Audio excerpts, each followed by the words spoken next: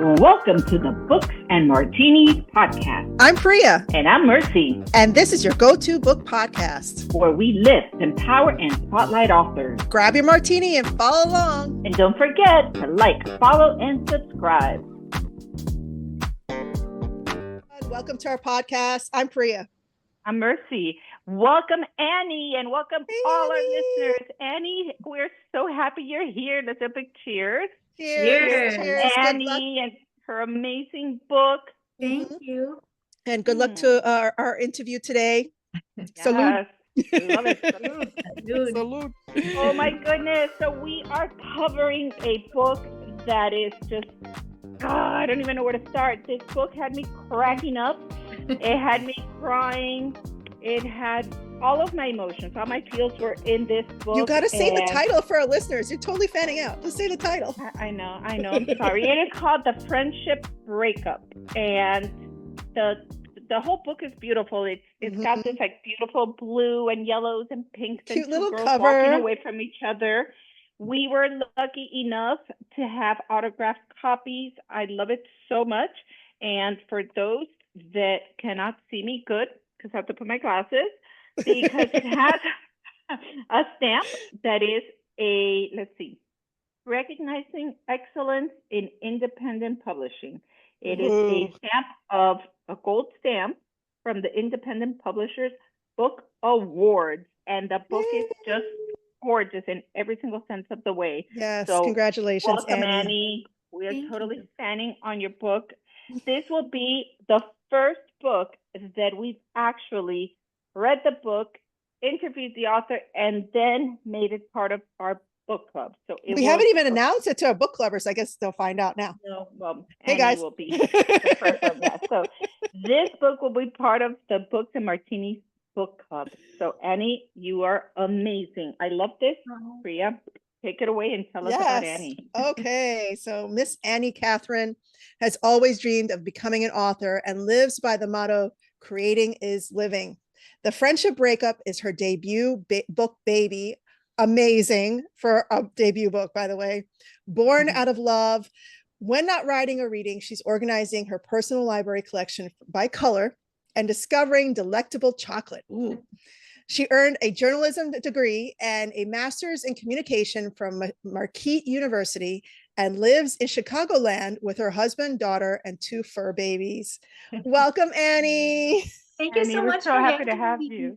Thank you. I'm happy to be here.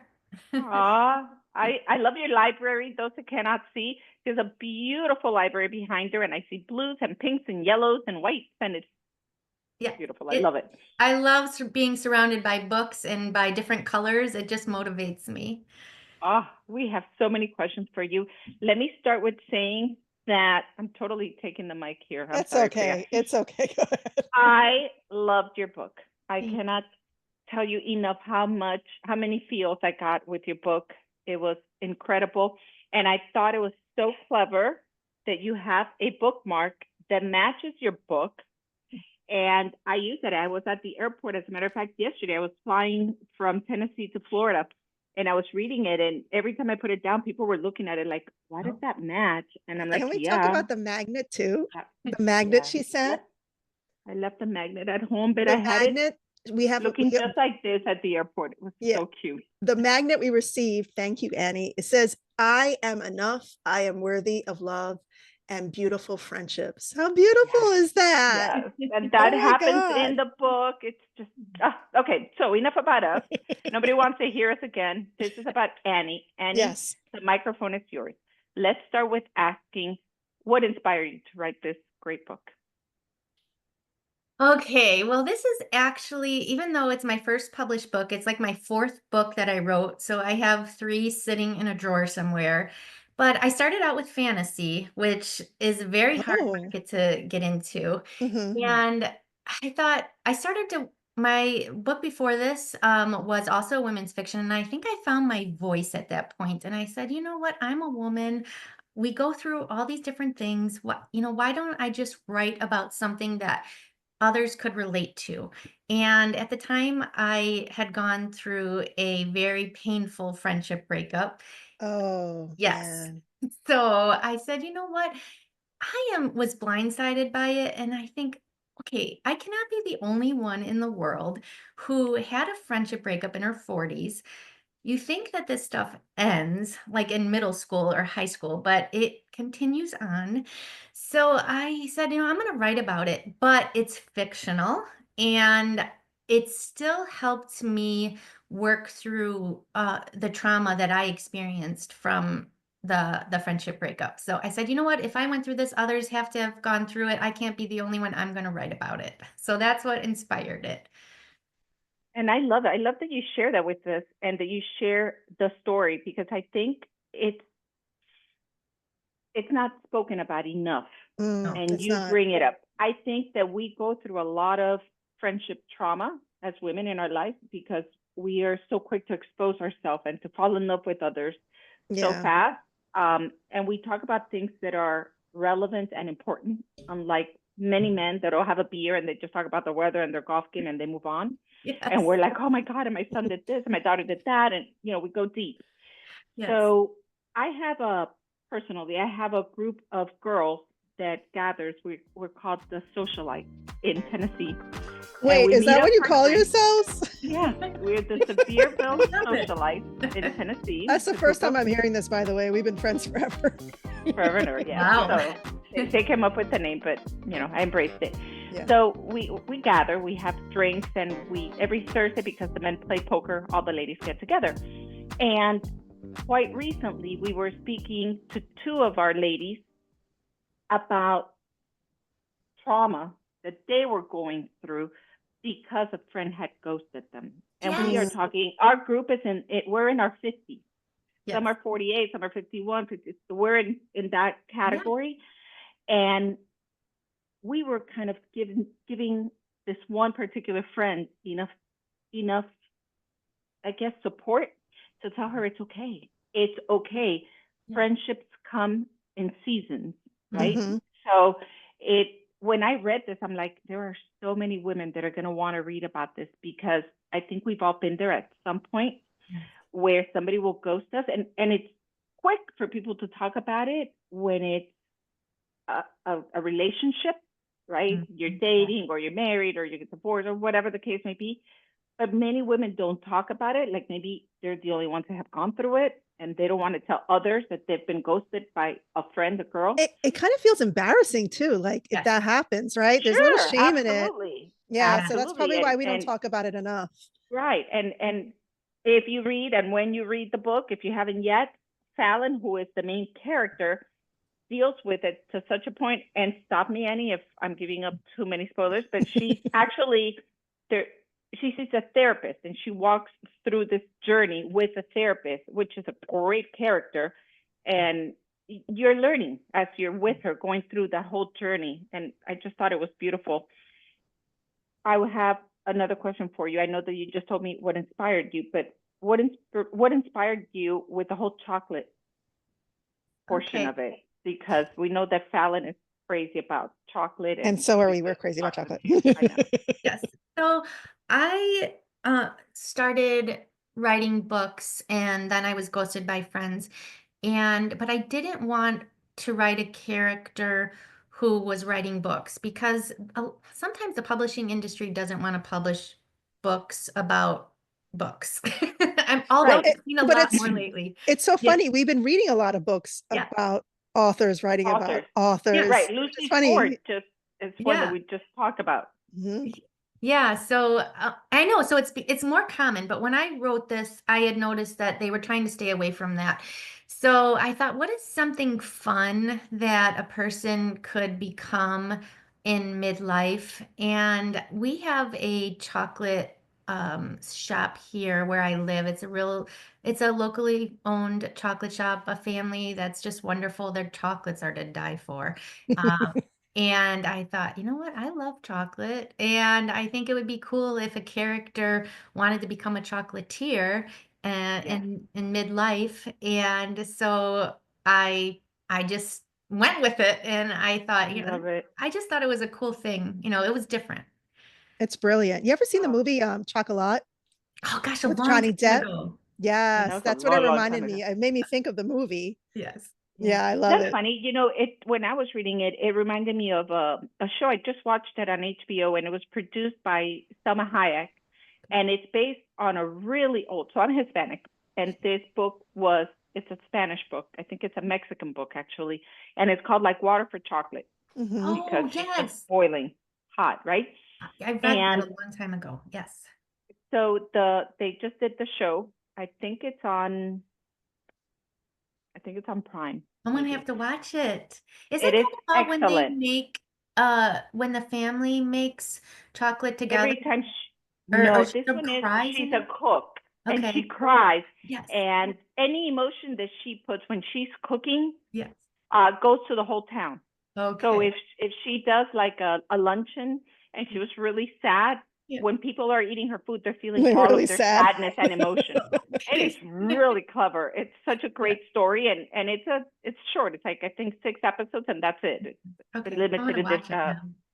But this reminded me of that Well, because and she I'm puts glad. emotions in her chocolate. Yeah, I didn't think about that so much as putting that she does put the emotions, like, I didn't connect it to until you said that, but she does wanna do it to bring other people joy. Mm. Right. So, but, like, in one of the scenes, she's mixing the chocolate and crying and everything, so, yeah, I didn't even oh my gosh, you're Yes. genius. I Yes. didn't think about It took me.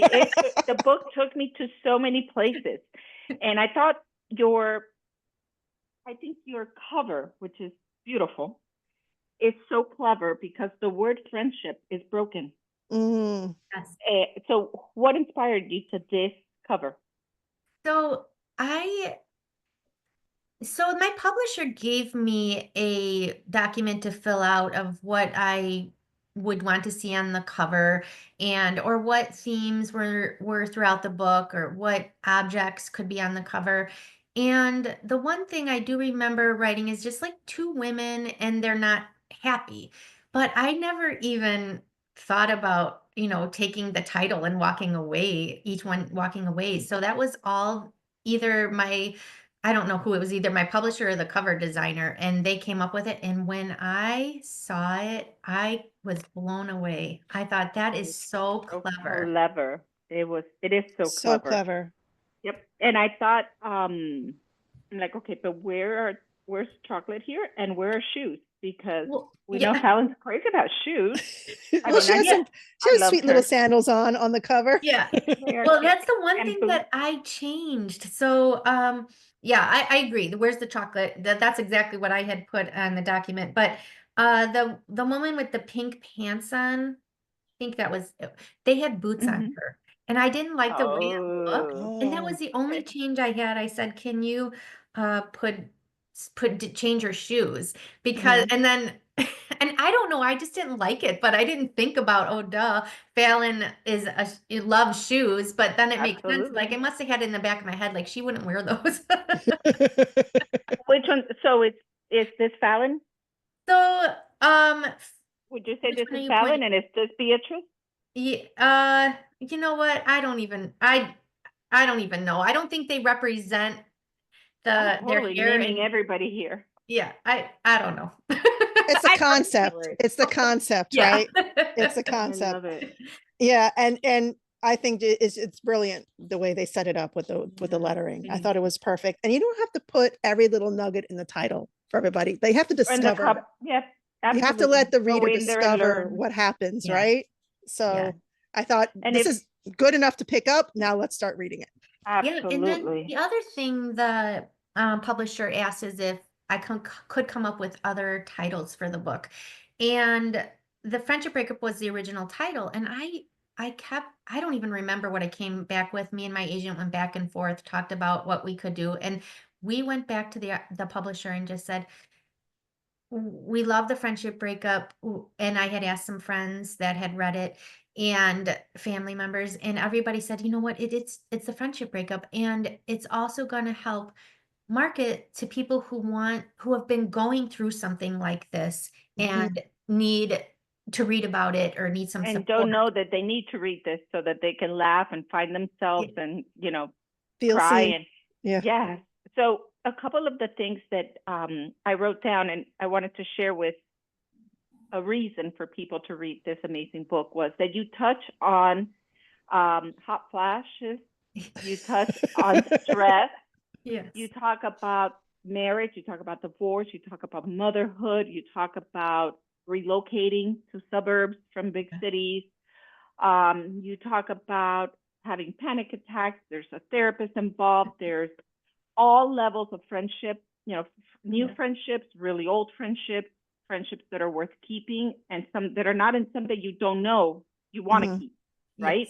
Yes. And then how there comes a time in your life when everything comes full circle and everything falls into place, and you're like, this is it. These are the keepers, and this is what it's all about. And I wanted to share all that about the book, but I'm talking about the book like I'm the author. I have a question. So I do want to hear about the process. So what did your process look like? Did you take like 10 years to write this, 6 months? Because it always varies between authors. Yeah. And like, what was the writing process like? What tools did you use? So I'm very impatient. And I had written 3 books before this, and I wasn't getting any hits on anything. And I just was like, I want to get published. I want my messages to be out there in the world. So I sat down and I wrote this book in 4 months. I was committed to it. I sat down at my desk, wrote 1,500 words a day, and sometimes more. And when I was done with it after 4 months, I had a critique partner read it, and then I made some changes, and then I went out to agents. But it took 8 months to get an agent, and in the meantime, I was fiddling with it in the 8 months. Think, okay, maybe I should redo my first 10 pages. I redid my query, and so eventually, I had 10 agents interested. And one of them asked me if I would be willing to revise and resubmit. And she wanted me to hire an editor if I wanted to. It wasn't like she was pushing me to it, because that would be money out of my pocket. But she was really serious about my book. So I hired an editor that would fit into my budget. I mean, because there's editors that cost all like different things, but I found one that I could, suck it up and pay for. And then I resubmitted it to the agent, and she signed me.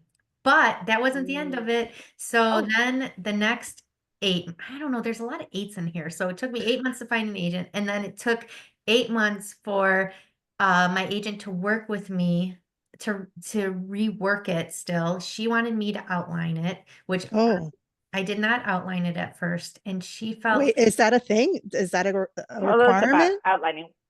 So for her, it's not a requirement for everybody, but she felt that a reverse outline would help me and her figure out some plot holes or some holes in pacing. So we worked back and forth for 8 months well, it wasn't 8 months to outline it, but a while to outline it. And then a few months for me to revise it based on the outline. But all that to say is, when she went on submission, it got picked up in 2 weeks by a publisher. So wow. Yeah. You must have been like, oh my God, what just happened? Yeah, because 2 weeks is very fast for books to get picked up, like super fast. My editor must have read it like that day, and then she had to convince her whole team at the publisher that she wanted to take this on. So so that was the process. And I've since learned that my story, that every author journey is unique, and that even from book to book. So, the next book might be totally different from what I had experienced the first time. So there is no safety or security or protocol or procedures or anything. It's kind of just up for grabs of what happens from book to book. Well, you wrote this beautifully. I think the flow is just wonderful, and you kept me engaged throughout. From page 1, I was engaged all the way to the end. I learned a lot about pacing when I revised the book, and that's the one thing I hear is that people just keep going, or they don't want to put it down because of how well like the chapters end and stuff like that. So Mhm. yeah, but that's not something that I knew off the bat. That's something that I was, my editor and my agent helped me with. So pacing is very important. Yeah, it was excellent. And I love that you gave the characters their own voice. Yeah. So when you would read something a character was saying, you Yes. knew who was talking, Yeah. or at least their personalities. I thought that was Mhm. great. Do you Um, relate to any of the characters at all? Is there one character that stands out to you? So, well, I'm a little bit of Mel and a little bit of Fallon. I'm not totally one person. I think I like Mel because she just said it like it is. She's a loyal friend and she just speaks her mind. And I think I admired that in her. So I feel like I want to be her. ah, that's great. Yeah. That is great. And there's a Beatrice in every woman's life, right? Yeah. Yes. Now, So, Beatrice is the one who ghosts Fallon and takes all the neighborhood friends with her. She's like the leader of the pack. mm-hmm. I Yeah, kind of I feel love like Beatrice. that's like a setup for a good rom-com. Yeah. Well, you call it a mom-com. Yes, A it mom is. com, that's exactly what it is. Like this is That a was good excellent. setup. Like I Yeah. could see like, really big actors on a Netflix show, Netflix series playing Yeah. these characters. It was so I good. would love that. And actually, when I pitched it, it was Mean Girls meets Bad Moms. And Oh, Oh, wow. that's That's perfect. excellent. yeah. That is So I excellent. would love to, and that would be the dream to see it on the screen. There's your tagline right there. Yeah, Yeah. I mean, so Bad Moms was Tina Fey in Bad yeah. Moms? Was Yeah, it's she? a whole great Oh, was cast. she? Because she was in Yeah. Mean Girls. I think I don't remember Bad her. I Moms don't was remember Tina her being in Fey, Mark. or was it there I was know some it's big. Christina I think Applegate, was Mila. Mila Kunis, Yeah. Mila Oh Kunis, wait, yeah, my and bad. then Okay, my bad. yeah, I was thinking about another yes, movie that's doing. yeah, and I But think it was yeah, in Bad Moms too that you have a whole other amazing cast of women, like all the moms of the moms Yeah. are like superstars also, so it's great. Yeah. But okay, we're all leaving our train of thought here. If yes. so I watched a video on Instagram. If you guys don't follow any Cathryn, you have to. You have it pinned on your page when you walk into Barnes and Noble and you're looking for your book, and then you find an actual table just with your book and the sign of your book, and you're right there, and it's emotional, and your little girl is with you, and Yeah. she sees it, and she's proud, and she hugs you, and then you see her like wiping her Yeah. tears, and I Oh, thought that was everything. So aside from sharing that if you haven't seen it on her page, go all the way to the top and you have to see that. It's so cute. What's been the most rewarding moment you've had since the moment that this book was published? Well, I'm so glad you brought that up about seeing it in Barnes and Noble. And what I want to say about that is about, I don't know, 7, 8 years ago, I was drawing with my daughter, and it was like a snowy day. And I was like, you know what? I'm going to draw this is before I even wrote this book. I'm going to draw my book on a table at Barnes and Noble. And I put, I don't even know how this happens. I put my books on the table. I put a sign up, said Annie with Annie Cathryn's a pseudonym, but I used my real last name and I put it on the table and I drew it in a bookstore. And when I went to Barnes and Noble, I remembered, I was like, oh my gosh, I actually drew a picture of this. You And I'm not an manifested that. artist or anything, but I feel like because I drew that photo, that this came into being. Like it was like a surreal moment. And being able to share it with my daughter, and my husband was filming, it was I just, figured he was filming. yeah. I'm like, it can't be Yeah. the husband. Yeah.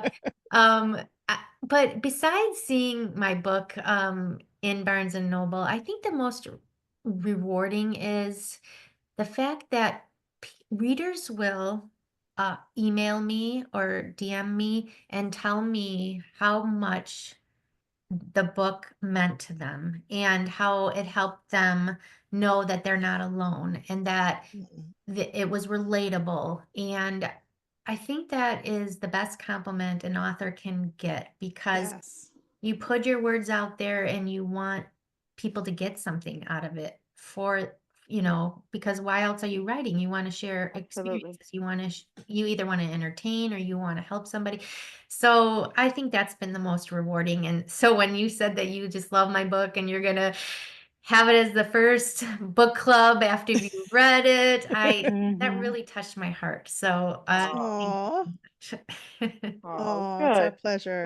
good, good. Well, you have to thank your Beatrice in your life Oh, for which I for what you have. Right? went through, because without her, you wouldn't have this book. Does So there's Beatrice always a know that this reason. book is out? Know if she knows it's about her. I don't even think she's read it. She knows I know she knows I have a book, but I don't know. I don't know what she thinks, but I have. And then you wonder how many other women might think they're your Beatrice. Yeah, well, I've had that too. Some That's neighbors were like, am I in your my Beatrice. and I'm like, no, this is all fiction. But and actually the situation in the book is fiction too. But yeah, Right. so I thanked her in my head, like, yeah, thank you for letting me have this experience so that I could Absolutely. write about it and I can help others. So yeah. It was like With therapy that, for you. Yeah, it was. It was yeah. it Yeah. was very therapeutic. Yeah. So, And your book also shows the power of therapy for those yes. that have been hesitant, because you speak about therapy not only helping you with your marriage, but Mhm. in relation to friends, and where everything can stem from, and it just goes full circle. It's just Yes. so beautifully written, because it goes through every single step of why we feel what we feel at times. Oh, Yes. yeah. So Yes. I definitely want to know, is there going to be a second version of this book? Like, is there a planned series or something similar coming out after this? Like, what is next for you? Yeah, that's a good question. I had thought about doing a series, but the publisher isn't interested in it. And I think if you write a series, you probably have to stick with the same publisher. So Mhm. I actually did start another one. It was called Friendship Therapy. And the Hmm. plot was that not was it it's not Beatrice, but it's Fallon again, but she has an issue with Eleanor, who is also in the book, but in the next book. And Oh, then she goes to therapy with Eleanor because she wants to save the friendship. But I put it aside and ah, yeah, I don't know. Maybe someday I'll write it.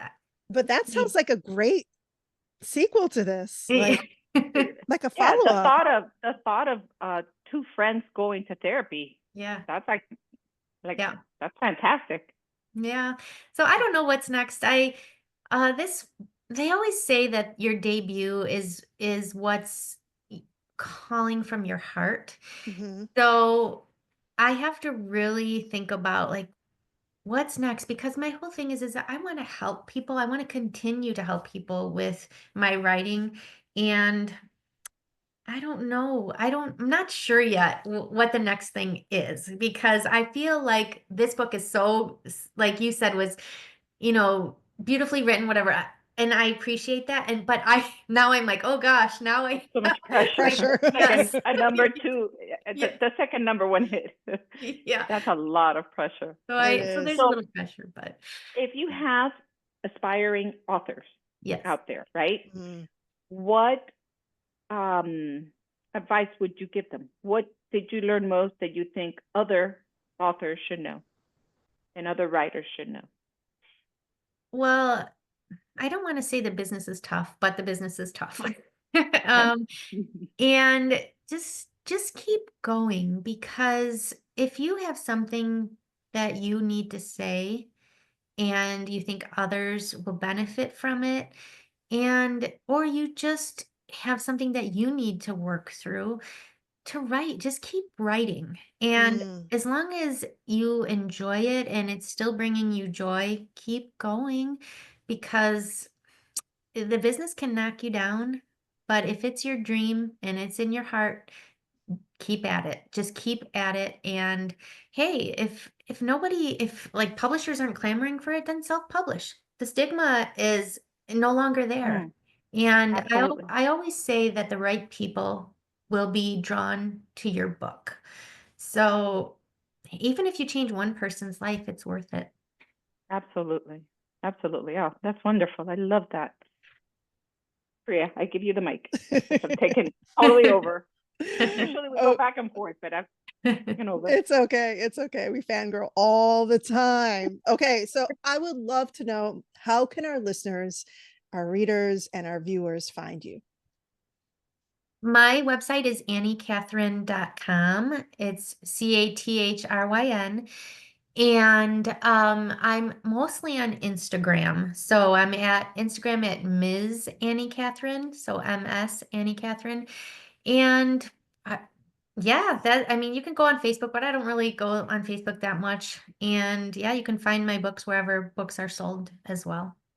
I love that. And we'll Love put it. all the information below. So everybody listening and reading our caption will see it there. Thank I wanted to mention one more thing out of the 20 that I loved about the book was how you read books. For example, when you read How to Win Friends and Influence People, and then as you're talking to your friends, you're like, okay, I've got to follow what they said in that book, and I have to be really nice and I have to let them talk about themselves. But I have something I want to say. I thought that was so relatable for anybody that's read self-help books. Yeah. I thought that was brilliant. I You talk love about several books. Yeah, I love self-help books. Me too. And that was the one thing that Fallon and I had in common is I will just devour them. I'm always looking for ways to spiritually grow or just grow, be motivated. And so I had to put that in the book. Awesome. And because we are Books and Martinis, it's our podcast, talk to me for one moment and tell me about these mind eraser shots that you have with the girls at the bar. Okay. Oh, Wait, are you going to have that with your girls at the bar, Mercy? I should have it made sounds that for delicious. today. I didn't even think about it. Right? I actually went to a book club and the host made the mind erasers and was the first time I've ever had one. What's in a mind eraser? Does it really erase your mind? Like what? No, but I guess Yeah. there's like so much alcohol that it probably does. It's vodka. Yeah. I think you say it. It's vodka, coffee, and one more thing, but it's in a shot, right? Yeah, and I don't even know, maybe Kahlua or something. I don't I never drank it until I went to the book club and I wrote this book in 2019 and I don't even remember what's in Wow. the shot. But the reason I put it in there is because I was like, okay, when they're hanging out and they're like, oh gosh, I want to get over this, or I want to, I'm thinking, what could they do? And I thought there has to be some kind of alcohol that's called something. So I don't know, I just did some research and found out, oh, there's a mind eraser shot. And I said, that is perfect. That is what they're going to do Clever. when It's they want, so when they don't want clever. I something to love stay that. in their life. I love that. I love it. So Well, thank you. speaking I wanted to of bring that up. drinks, why don't we do our final cheers for the Yeah. interview, for this episode? Thank you Cheers. so much. Thank Cheers, you. Annie, You. Cathryn. Much success. Yes. You have to read her book. Yes, yes. We'll I have really all It is the a appreciate must. being on here and you finding my book because it came out in 2023. So sometimes as an author you think, okay, well that's done. Now what? But it feels like now you're Not reviving done. it. Yeah, it's not Yes, done. It's not done. it's This is not the done. second wind of the book. Yes. So to everybody, pick up your copy, read it, and you're going to love it. I promise. You're going to love it. Yes. Make sure you follow her. All the information's in the summary below. Like, share, follow, subscribe, and tune in next week for another episode Absolutely. of Books and Martinis. Thank you everyone for joining us. Thank you, Yes. Annie, Cathryn. Bye, everybody.